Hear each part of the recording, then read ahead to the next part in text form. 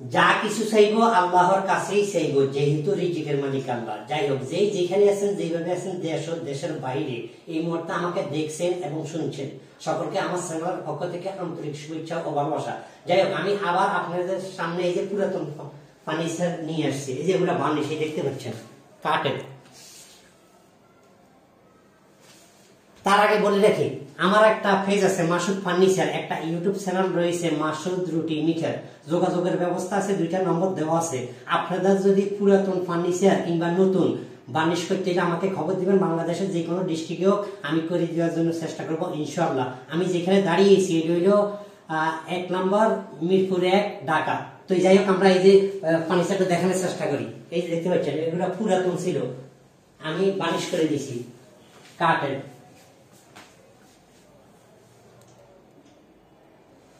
কাঠের দরজা, এই বাসার আসবাবপত্র, যত কাঠের ফার্নিচার আছে আমাকে বললে আমি বার্নিশ করে দেওয়ার চেষ্টা করবো। নিজে দেখেন,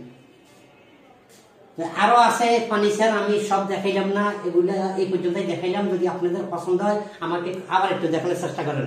এই ধরনের কাঠের যত ফার্নিচার আছে আমাকে খবর দিবেন, আমি করে দেওয়ার জন্য চেষ্টা করবো।